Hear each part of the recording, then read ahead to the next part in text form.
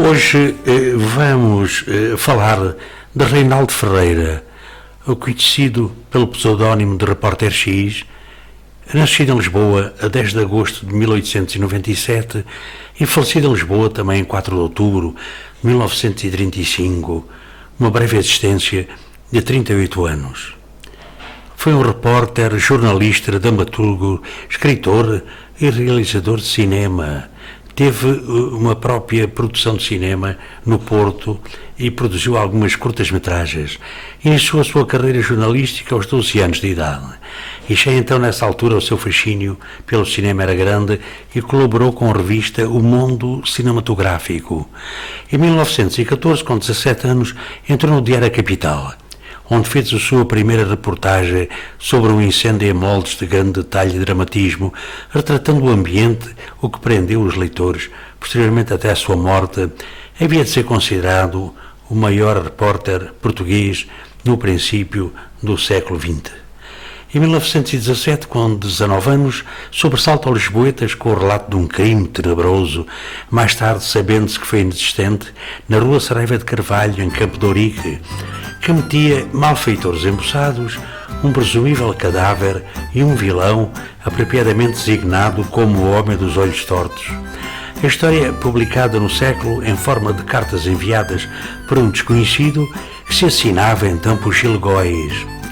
O interesse dos leitores atingiu então tais proporções que o jornal, em determinada altura, achou prudente revelar o embuste da invenção do caso.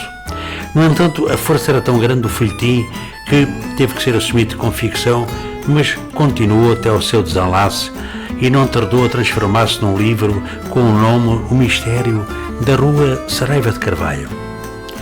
O próprio José Leitão de Barros, cineasta já assinalável, tentou mesmo adaptar ao cinema com o título O Homem dos Olhos Tortos.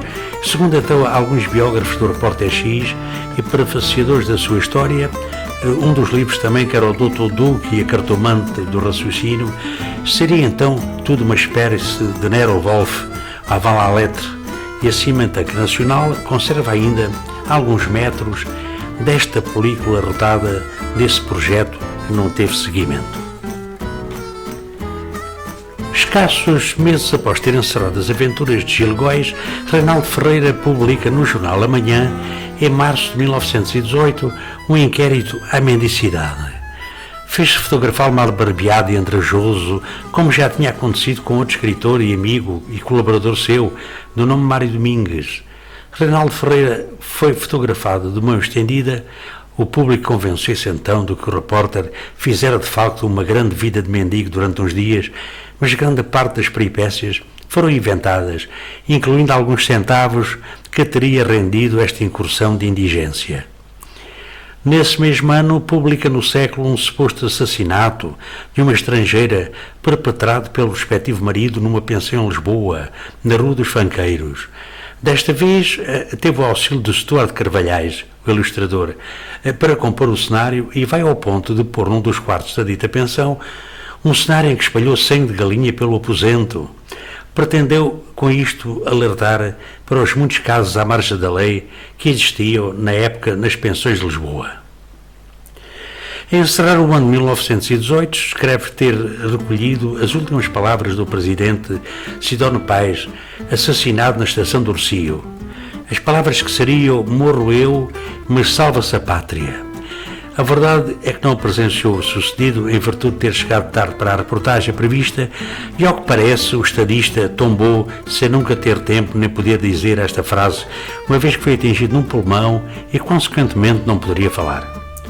Reinaldo Ferreira, em 1920, depois mais tarde vai para Paris, ao serviço da filial francesa da agência americana, que fora fundada pelo escritor brasileiro Olavo Bilac.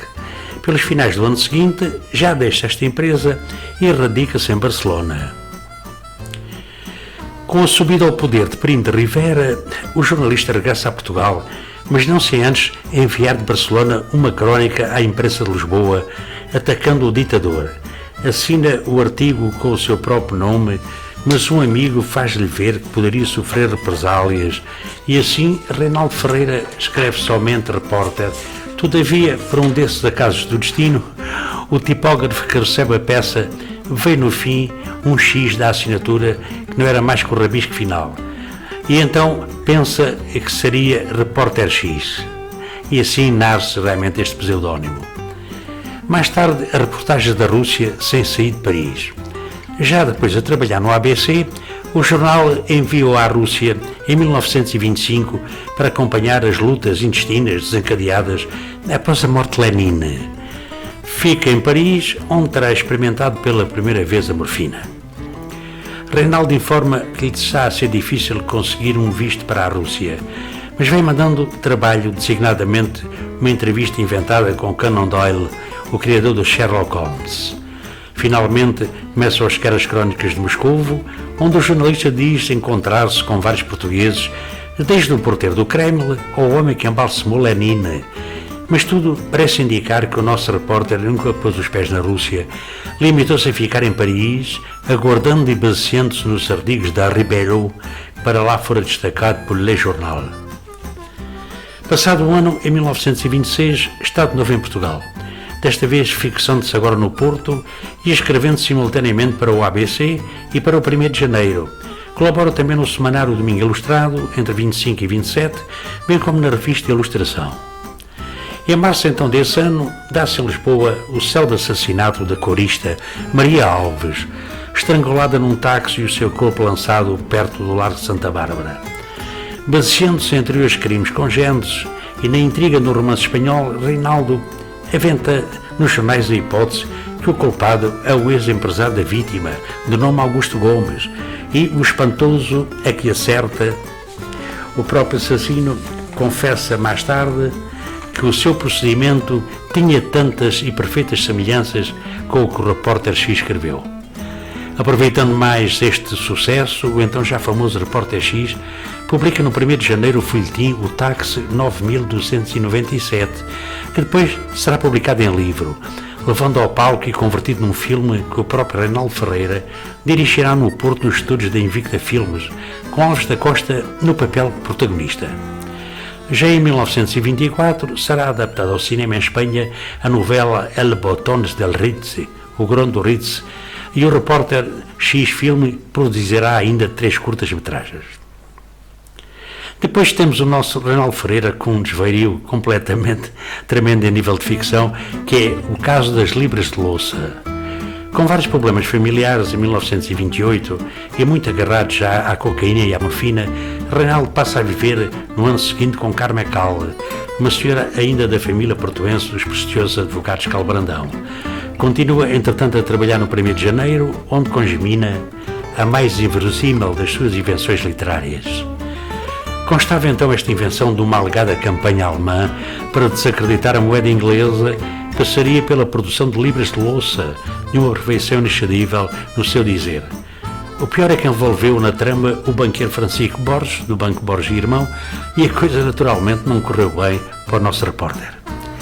Despedido do diário portuense e ainda assim voltará depois a empregá-lo, funda vários jornais de pouca duração, até que em 1930, financiado pelo seu irmão Ângelo, lança em Lisboa o Repórter X, que durará até 1933.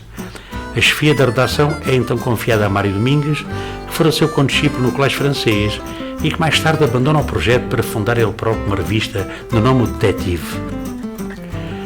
De novo no Porto, Reinaldo Ferreira é internado em finais de 1932 para uma cura de desintoxicação e escassos meses depois decide confessar a sua morfinomania nas páginas do Repórter X, dando também à estampa o 1º volume e o único que publicou em vida das memórias de um ex-morfímano. Curiosamente, na revista de La Féria, Maldita Cocaína, há uma personagem que realmente encarna o nosso Repórter X, que aparece de gabardine e mostra a importância que ele tinha no princípio do século XX. No final, então, da sua vida, ainda lançará os efêmeros jornais A Reportagem da Semana e o X, mas regressado à dependência da morfina, separa-se em 1935 da jovem com quem vivia, Carmen, e de quem tiver um filho de nome Osvaldo. E no dia 4 de outubro desse ano, morre em Lisboa, num prédio do atual Largo de São Carlos, muito pertinho onde nasceu Fernando Pessoa. Além das suas reportagens, entre as quais se contam fascinantes visões futuristas do Porto e de Lisboa no ano 2000, Reinaldo Ferreira deixou ainda uma quantidade assombrosa de novelas, sobretudo policiais e de espionagem, além de várias peças de teatro. Reinaldo Ferreira foi, sem dúvida, uma personagem fascinante de figura multifacetada do jornalismo, escritor e dramaturgo, realizou cinema, argumentista, entrevistador e viajante. Numa altura em que só a imprensa escrita, os folhetins e os livros eram veículos de informação, em pleno período da Primeira República, da Primeira Guerra Mundial, da pandemia pneumónica e das vicissitudes globais da Grande Depressão, e quando só as emissões de rádio chegaram em 1924, com emissões regulares através da Rádio de Lisboa, de Pia, conhecida como PIN Rádio, a partir dos armazéns do Chiado, tudo contribuiu para esse maravilhoso e criativo da pena e imaginação de Reinaldo Ferreira. Se como jornalista e não obstante os seus múltiplos talentos, mereceu óbvias reservas, já a sua inspiração torrencial e até as acidentadas circunstâncias da sua biografia fazem dele uma das nossas mais fascinantes figuras da primeira metade do século XX.